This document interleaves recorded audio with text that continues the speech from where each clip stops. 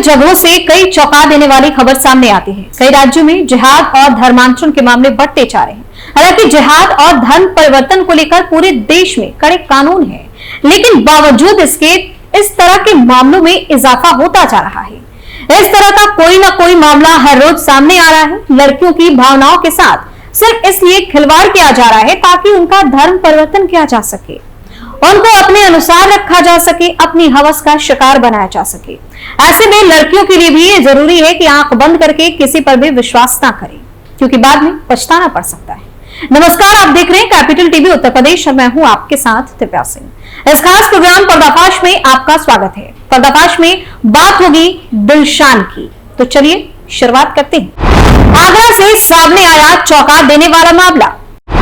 दिलशान ने दीपक बनकर हिंदू लड़की को फंसाया, वीडियो के नाम पर करता था ब्लैकमेल, डराकर 4 साल तक बनाया हवस का शिकार। देश के अलग अलग जगहों से ऐसी कई खबर सामने आती है जिसको जानकर हैरानी होती है, गुस्सा भी आता है। लोगों का मानना है कि जो हमारे बहन बेटियों के साथ हो रहा है वो बर्दाश्त नहीं किया जा सकता है। ऐसी घिनौनी हरकत करने वालों को सजा मिलनी चाहिए और इनकी सजा एनकाउंटर से कम नहीं होनी चाहिए। इन्हें फांसी पर लटका देना चाहिए, इनके घर पर बुलडोजर चलना चाहिए, जिससे अगली बार कोई इस तरह की हरकत करने से पहले किसी की भी रूह कांप जाए और 100 बार सोचे। आगरा से एक ऐसी खबर सामने आई जिसने सबको हैरान कर दिया। सबसे पहले आपको पूरी खबर बताते हैं। उत्तर प्रदेश के आगरा जिले में जिहाद का चौंकाने वाला मामला सामने आया है। यहां दिलशान नाम के एक मुस्लिम लड़के ने अपना नाम दीपक कुमार बताया। पहले अपना नाम बदला और एक नाबालिग हिंदू युवती को झांसा देकर पहले उससे दोस्ती की, उसके बाद उससे प्रेम के नाम पर शारीरिक संबंध बनाया, यानी कि अपने हवस का शिकार बनाया। गौर करने वाली बात यह है कि दिलशान खुद को हिंदू दिखाने के लिए अपने हाथ में कलावा और माथे पर चंदन भी लगाता था। इस वजह से लड़की को काफी समय तक उस पर शक भी नहीं हुआ। हालांकि कुछ समय बाद लड़की को सच्चाई पता चली तो उसने इसका विरोध भी शुरू किया, लेकिन नाबालिग के विरोध के बाद दिलशान उसे धमकाने लगा। इस तरह वह नाबालिग को लगातार प्रताड़ित करता था। आखिरकार उसकी प्रताड़ना से तंग आकर लड़की ने थाना ट्रांस यमुना में शिकायत दर्ज कराई। इसके बाद पुलिस ने आरोपित दिलशान को गिरफ्तार कर लिया। दरअसल आगरा के ट्रांस यमुना थाना के फाउंड्री नगर की रहने वाली एक नाबालिग ने बताया कि 4 साल पहले उसकी मुलाकात दिलशान से हुई थी। आरोपी टेरी बागिया इस्लाम का रहने वाला है। वह रोज उसका पीछा करता था, जब भी बाहर निकलती उसके पीछे पीछे जाता। इस दौरान वह अपने हाथ में कलावा और माथे पर टीका चंदन का लगाता था और एक दिन आरोपित ने नाबालिग युवती को रास्ते में रोक दिया। उसने नाबालिग से कहा कि वो उससे प्यार करता है। इस दौरान उसने अपना नाम दीपक बताया। फिर क्या था, नाबालिग लड़की दिलशान के झांसे में आ गई और उसके प्रेम प्रस्ताव को स्वीकार भी कर लिया। इसी तरह प्रेम प्रसंग के नाम पर दिलशान उससे बहाने एक जगह लेकर गया और वहां उसने नाबालिग के साथ घिनौनी हरकत की, शारीरिक संबंध बनाया। बाद में वह आगे भी प्यार के नाम पर उससे शारीरिक संबंध बनाता रहा। इसी दौरान नाबालिग को जानकारी मिली कि जिसे वह दीपक समझ रही है उसका असली नाम दिलशान है और वो एक मुसलमान है, मुस्लिम लड़का है। इसके बाद नाबालिग ने युवक पर धोखा देने का आरोप लगाया और उससे रिश्ते तोड़ दिए। लेकिन ये कहानी यही खत्म नहीं हुई। इसके बाद आरोपित ने प्यार का हवाला देते हुए लड़की से माफी मांगी, उसके सामने गिड़गिड़ाने लगा और तो और शादी करके शहर से दूर जाने का वादा तक कर लिया। नाबालिग लड़की फिर से उसकी बातों में आ गई, उसे माफ कर दिया और उसे मौका दे दी। इस तरह दिलशान लगभग 4 साल तक उसका शारीरिक शोषण करता रहा। इस बीच उसने लड़की की अश्लील वीडियो भी बना ली। लेकिन जब लड़की के घर वालों ने उसकी शादी कहीं और जगह तय कर दी, फिर नाबालिग ने हालात की जानकारी देते हुए दिलशान पर शादी का दबाव बनाना शुरू कर दिया कि मेरे घर वाले मेरी शादी कहीं और तय कर रहे हैं, चलो हम लोग शादी कर लेते हैं। जिसके बाद आरोपी दिलशान ने घर से भागने के लिए नाबालिग से रुपए लाने के लिए कहा। फिर फिर नाबालिग युवती ने आरोपित को रुपए देकर दिल्ली जाने के लिए टिकट बुक कराने की बात कही। इस पर दिलशान रुपए लेकर चला गया, लेकिन वो लौट कर नहीं आया।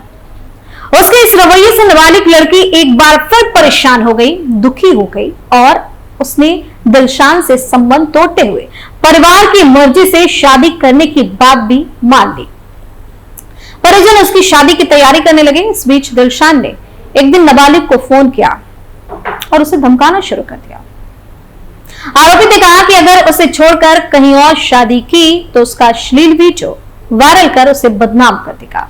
इसके बाद नाबालिग ने उसके खिलाफ थाने में तहरीर दी। फिर क्या था, पुलिस ने तहरीर लेकर मुकदमा दर्ज करा लिया और आरोपित युवक दिलशान को गिरफ्तार कर लिया। अब गौर करने वाली बात यह है कि इससे पहले भी कई जिहाद से जुड़ी घटनाएं सामने आ चुकी हैं। जनवरी 2024 की बात है, उत्तर प्रदेश के बरेली से एक और मामला सामने आया था, जहां अनीश नाम के मुस्लिम आरोपी ने नाम बदलकर ही नाबालिग हिंदू लड़की से पहले दोस्ती की, इसके बाद उसे झूठे प्यार के जाल में फंसाया, उसका अपहरण तक कर लिया। इसके बाद आरोपी ने लड़की को बंधक बनाकर उसके साथ 10 दिनों तक हैवानियत की घटना को अंजाम दिया। लेकिन जब दरिंदे का इतने से भी मन नहीं भरा तो उसने 10,000 रुपए में उसे बेच दिया। हालांकि बाद में पुलिस ने युवती को बरामद करके आरोपी अनीश को गिरफ्तार कर लिया। रिपोर्ट के मुताबिक पीड़िता की गायब होने की शिकायत उसके भाई ने थाने में दर्ज करवाई थी, लेकिन उससे मामले को दर्ज नहीं किया गया। बाद में पीड़िता के भाई ने हिंदू संगठनों से मदद की गुहार लगाई और हिंदू संगठनों के दबाव के बाद पुलिस ने युवती को बरामद कर उसके परिजनों के हवाले किया, जिसके बाद पीड़िता के भाई ने बरेली के चैनपुर थाने के पुलिसकर्मियों पर लापरवाही बरतने का आरोप लगाया। पीड़िता के भाई ने बताया कि 21 दिसंबर को कुछ लोग उसकी बहन को बरगलाकर अपने साथ ले गए। बाद में हमने अज्ञात के खिलाफ FIR दर्ज कराई, लेकिन पुलिस ने कोई एक्शन नहीं लिया। फिर बाद में जब हमने चैनपुर पुलिस थाने के सामने धरना प्रदर्शन किया तो हमें कार्रवाई का आश्वासन दिया गया। चौकी इंचार्ज मनोज ने आरोपियों से पैसे लेकर मामले को दबाने की भरपूर कोशिश की। इस बीच हिंदू संगठनों ने पुलिस के रवैये पर नाराजगी जताते हुए जिम्मेदार पुलिसकर्मियों पर एक्शन लेने की मांग की। साथ ही कार्रवाई नहीं होने पर थाने का घेराव करने की चेतावनी दी, जिसके बाद पुलिस ने आरोपी के खिलाफ केस दर्ज कर मुख्य आरोपी अनीश को गिरफ्तार कर लिया। लेकिन इस अपराध में उसके साथ शामिल अन्य आरोपी पकड़ से बाहर थे। वहीं प्रयागराज में भी एक खबर सामने आई, जहां एक पढ़ी लिखी लड़की नीता की दोस्ती सोशल साइट के जरिए ठाकुर अनुज प्रताप सिंह से होती है। पहले दोनों के बीच ऑनलाइन चैट होती है और फिर मुलाकात। लड़का लड़की दोनों अच्छे परिवार से ताल्लुकात रखने वाले थे। अनुज प्रताप और नीता के बीच प्यार बढ़ने लगा। दोनों शादी का फैसला कर लेते हैं, दोनों कोर्ट मैरिज भी कर लेते हैं। नीता शादी के बाद अनुज के घर आती है। घर में महाकाल की बड़ी सी तस्वीर लगी है, लेकिन कुछ दिन बाद नीता के पैरों तले जमीन खिसक जाती है। जब वो एक दिन अपना मैरिज सर्टिफिकेट देखती है, मैरिज सर्टिफिकेट में नीता का नाम तो ठीक लिखा था, सही था, लेकिन ठाकुर अनुज प्रताप सिंह के नाम की जगह लिखा होता है मोहम्मद आलम। नीता को धोखा देकर शादी की गई। हकीकत खुलने के बाद मोहम्मद आलम और उसके परिवार वाले नीता को डराते धमकाते हैं, उसके साथ बदसलूकी करते। वो लोग नीता को धर्म परिवर्तन करने के लिए मजबूर करते। बड़ी मुश्किल से नीता उनके घर से बचकर पुलिस थाने पहुंची और फिर मोहम्मद आलम और उसके परिवार के खिलाफ इस लड़की ने शिकायत दर्ज करवाई। वहीं उत्तर प्रदेश के इटावा से भी एक हैरान करने वाला मामला सामने आया था।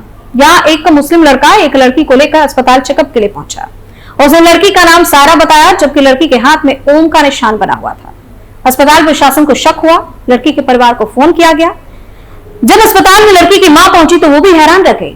फिर इस मामले में जिहाद के प्रयास को लेकर रिपोर्ट दर्ज करवाई गई।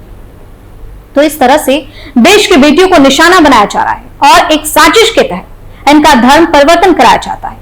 फिर उन्हें कई तरह की यातनाएं दी जाती है। पर्दाफाश में फिलहाल के लिए इतना ही। नए मुद्दे के साथ फिर से पेश होंगे, तब तक के लिए आप देखते रहिए कैपिटल टीवी उत्तर प्रदेश। नमस्कार।